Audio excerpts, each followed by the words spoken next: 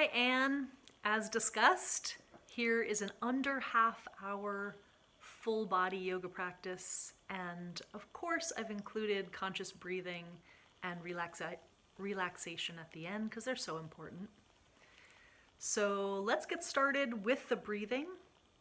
Sit in a chair. As I always say, sit up at the front of the chair so you're not leaning your body weight into the back of the chair. And when you sit up at the front of the chair, really make sure that you're consciously holding all your body weight. Of course, that takes the muscles of the core, the muscles of the spine. So you almost feel like your spine and your shoulders are scaffolding. Sit up tall. And once that scaffolding is in place, you can relax most of the rest of the muscles in the body. So the core and the spine continue to engage. Shoulders relax. Legs relax, arms, hands relax, facial muscles relax, jaw relaxes. If you can, the brain relaxes. If you haven't already, closed your eyes. And we'll take 3 free breaths, any old way of breathing. Inhale, exhale. Inhale, exhale. One more time.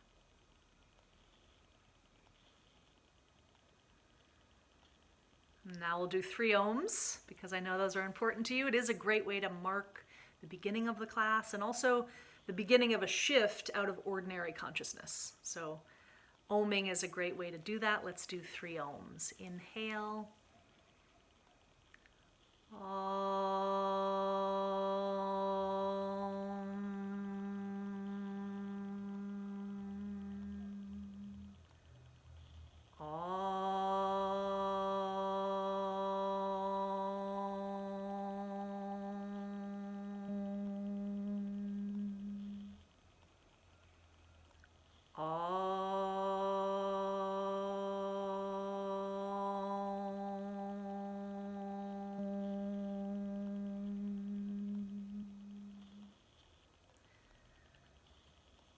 Open the eyes. We're going to start by warming up the shoulders. Right shoulder, drag the right shoulder forward and just let it hang forward. And then consciously keeping the shoulder forward, pick it up, move it back to the back body and drop it there. Just let that shoulder hang. And then let's bring it from the back to the front. Lift the shoulder up, pull it forward, and drop. One more time. Right shoulder staying forward, lift it up. Pull it back, articulate the movement, and release the shoulder. Keeping the shoulder in the back, lift it up. Pull it forward, drop the shoulder. Same thing on the other side. Pull the shoulder forward. Now make these movements as articulate as you can. Lift the shoulder up, move it back, and then drop it down. So let it hang down, feeling the shoulder blade moving in towards your spine. Keep that shoulder in the back as you lift it up. Bring it forward, drop.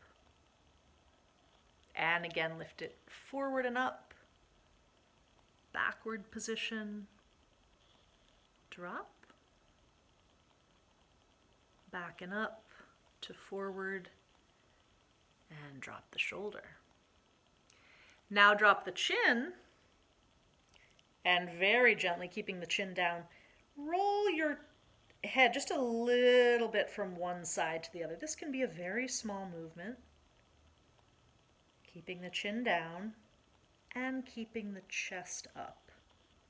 So you're gently stretching and connecting with the back of the neck, the trapezius muscles in the upper shoulder, and really anywhere else you feel it.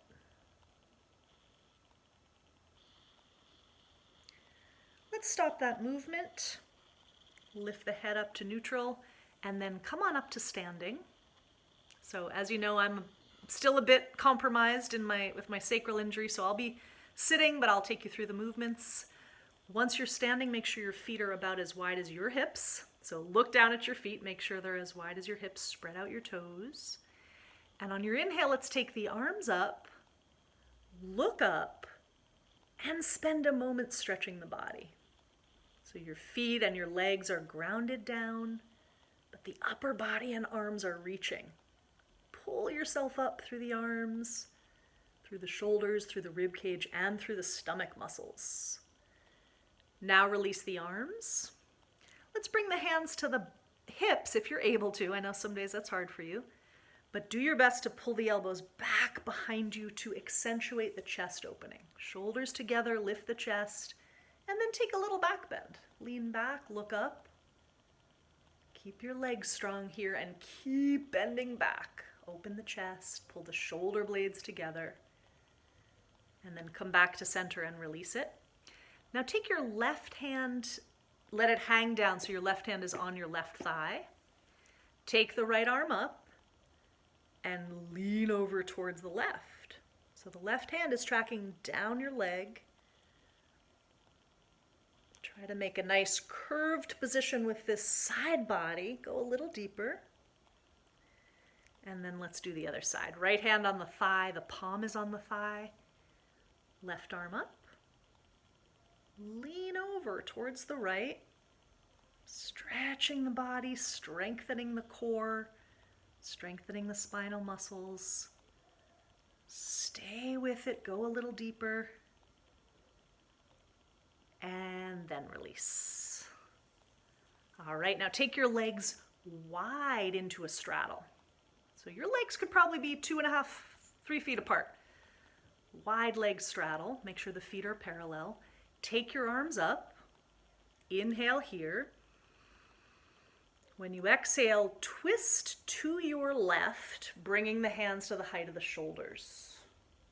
When you inhale, come back to center, lift the arms up. Exhale to your right, hands to the height of the shoulders. Inhale, center. Exhale, twist. Inhale, center. You're twisting with the stomach muscles, the core muscles, the back muscles. Inhale. Exhale. Last one. Inhale. Exhale. Now bring your hands on your hips and step into warrior number 1 with your right foot forward. So the right foot is in front and the right knee is bent. You know this. Arms up. The warrior asks us to call on that part of ourself, which is a warrior-like energy, the strength, the commitment, the drive, the energy of a warrior. Admittedly, some days we feel like that more or less, but call on that part of yourself while you're holding warrior 1. Take another breath. See if you can go any deeper in the pose. And then release the pose and do it again on the left side. So left foot in front.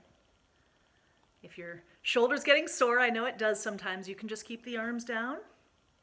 Or you could take the arms out to the side, or the arms can come forward. Of course, the traditional way is arms up, but I know sometimes your right shoulder gets fatigued, so don't overdo it. Don't create more pain or more injury. If you can't do one part of the pose, like the shoulders, you can always double the focus on the other parts of the pose. Make sure the legs are in the right alignment. Your spine is in a good extended position. Hands down. Warrior number 2. I think you remember this is slightly different. Instead of orienting forward towards the narrow part of the mat, you're orienting sideways towards the long part of the mat for warrior number 2. Right foot's in front. Look at the right knee and make sure that it's tracking over the pinky toe. Don't let the right knee collapse in over the big toe. Hold it. It's okay if it's hard or your muscles burn. That's part of getting stronger. And then release. Other side with your left foot in front now. Warrior number 2. In the traditional posture, the hands are about as high as the shoulders, but if your shoulder's bothering you, drop the arm. It's okay, you got a lot else going on in the pose. Warrior two, hold it. Are you still breathing consciously? If not, it's okay, just start again. Breathe steady. And then release the pose. All right. I'm going to have you come down into downward facing dog pose. You know, I like downward facing dog pose for you because it strengthens your upper body and it also stretches your upper body. When you're in downward dog, of course, you can feel a long line from your wrist all the way to the tailbone. And we're trying to extend that line. Stretch the arms, stretch the shoulders, and of course, the spine gets such a beautiful stretch here. Stay in downward facing dog for 5 more breaths if you can. And I encourage you to do the Ujjayi breath here. I'll count out loud. Inhale. Exhale. Long, slow breaths. Inhale. Exhale. Number 3. Exhale. Number 4, expand your lungs and your rib cage side to side and back to front. And one more time, breathe in. Now from downward dog, glide into high plank position. High plank position, also called high push-up in yoga. Just hold it there. Some days it's going to be harder than others, but this is the process of strengthening. And what we say in yoga is sitting with the discomfort, not running away from the pose just because it's hard. Unless it's creating pain, that would be a good time to let the pose go if it's painful. I know you're still in high plank, just hold for another moment. And then put your knees down and slowly press back into child's pose. When you're in child's pose, double check that the head is resting on the floor. Notice your heart rate, your heartbeat, if you can feel it. And use these next 3 exhales to release tension all through the body. Inhale. Exhale, release tension. Breathe in. Let it go on the exhale.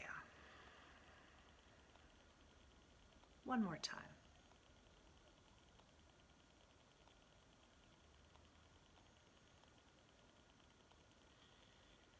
All right, now come into your hands and knees position again, and I'll have you do 3 cat-cow tilts. You know these like the back of your hand. Inhale, take a back bend. That's called the cow pose. Lift chest, chin, and tailbone. Exhale, head to tailbone. That's the cat pose, rounding your spine. Inhale, cow pose. Exhale, cat pose. Twice more. Inhale, back bend. Exhale, forward bend.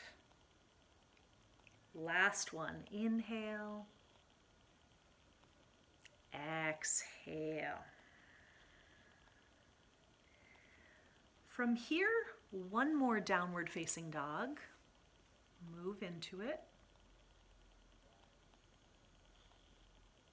Now, depending on how you're feeling today, assuming there's no sciatica, no problems in the low back, consider taking a one-legged dog.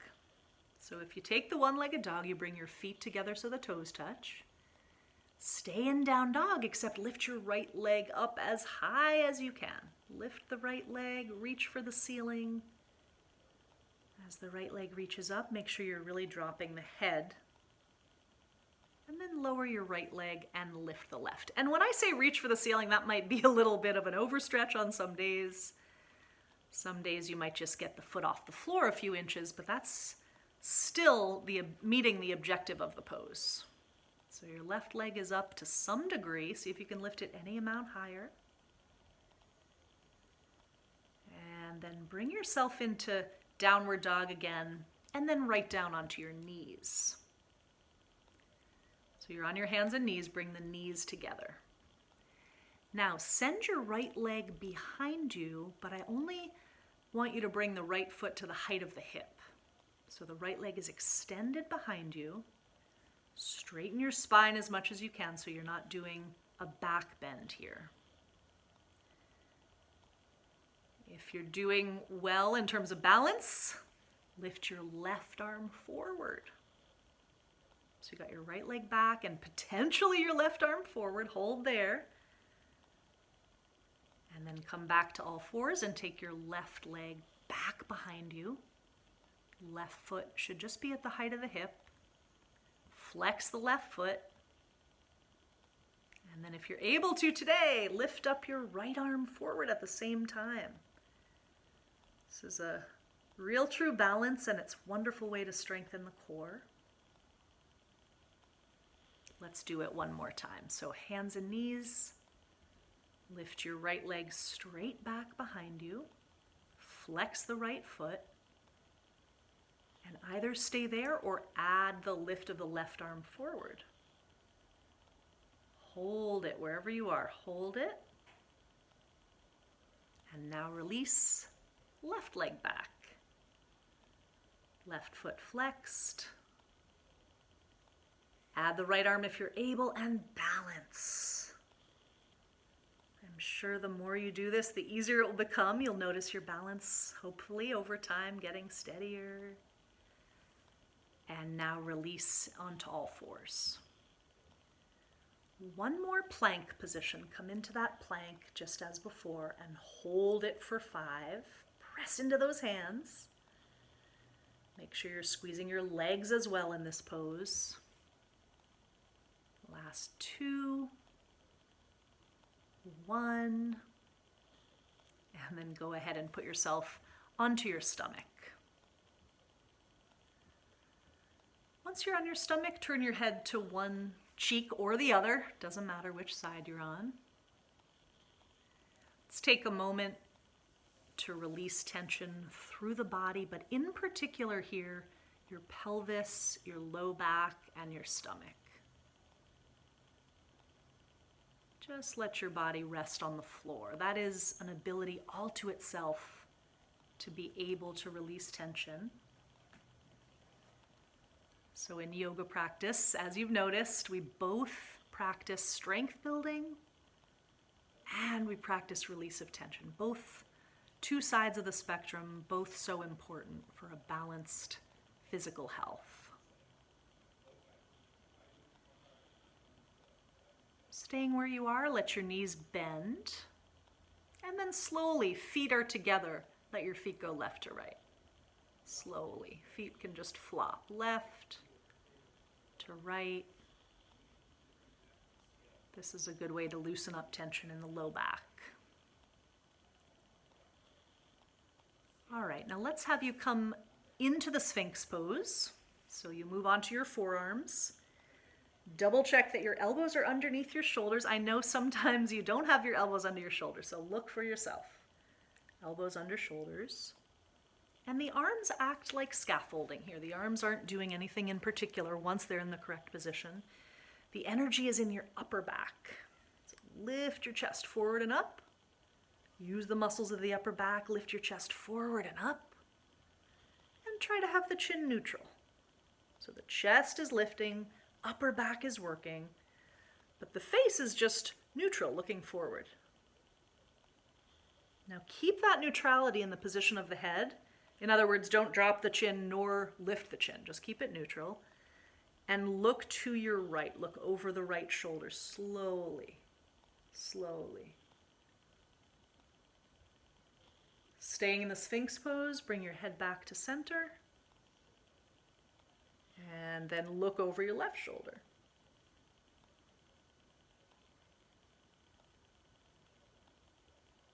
Come back to center. Release yourself onto the stomach again. Stomach on the floor, forehead on the floor. This time, take your arms beside your body with your palms turned down. Now I want you to lift up your upper body, but keep the legs on the floor. So just lift your head and your chest and your arms and your hands. Upper body lifts up. This is a half locust pose. Just the upper body's lifting up. Squeeze the muscles on the spine. Squeeze those strong spinal muscles. Lift your chest up. And then relax down onto the floor. And I'll have you move onto your back now.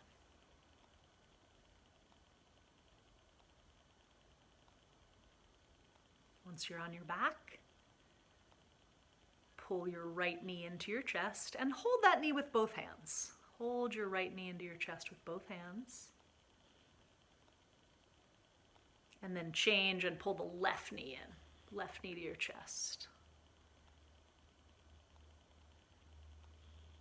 Let's do that one more time. Change legs, pull the right knee in. But this time, you're gonna also lift your head up towards the knee. So as if you were gonna kiss the knee. Try to pull your head towards the knee, knee towards the head, a little more. Hold it there using the abdominals. And then release and do the same with the other leg. Pull the knee in. Hold the knee and lift the head up. Like you were gonna kiss that knee. Head up, knee in, hold it. Notice your abdominal muscles here, they should be engaging. And then release the pose. All right, with both feet on the floor, take one bridge pose. Feet are on the floor, knees are bending.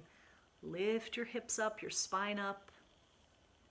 This bridge pose is so good, really, for all of us human beings, but anyone who suffers from low back, as I know you have in the past anyway, this pose helps to keep the low back strong, but also flexible.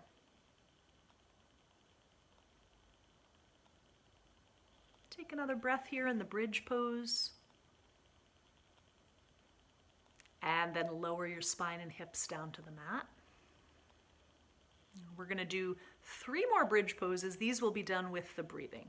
So when you inhale, come up into bridge. And when you exhale, lower your spine and hips to the mat. Twice more. Inhale, smoothly lift up your spine and hips. On the exhale, lower them down 1 vertebra at a time. Last one. Inhale, bridge pose. Exhale, lower down. Keep the feet on the floor. Lift your right leg up and flex your right foot. Now gently put your hands behind the right thigh and just pull your leg in order to feel a stretch in the back of the leg. Now I said to have your legs straight and your foot flexed, but if that bothers you or creates pain through the buttocks or through the back of the thigh, then you can bend the knee a little bit. Stretching the back of the right leg. Okay, now leave the right leg extended up towards the ceiling, but let the hands go. Lower and lift that straight leg. So you're going to lower it till it's about to touch the floor and then lift it up again. Straight leg, foot flexed, lower till it's about to touch and lift. Keep going. Lower and lift. Just another 5, 4, 3, 2, 1. Change legs. Remember to start by stretching the back of the left leg. So use your hands on the back of the left thigh, gently pulling your leg in towards the body in order to stretch the back of the thigh. Now let's do the leg lifts with the left side. So let the hands go, flex the left foot, straight left leg, lowers down till it's about to touch the floor, and lift it. Lower and lift. Lower and lift. 5 more. I know you're feeling your low abs. That's the main point of action here. 4, 3, 2, 1. Okay, take the knees into the chest. Open your arms out on the floor so your arms are in the letter T shape, and put the palms down on the floor. Knees are in the chest, and then slowly let the knees go left and right, side to side. There's no need to rush here. Keep the movement graceful. Keep it smooth, side to side, side to side.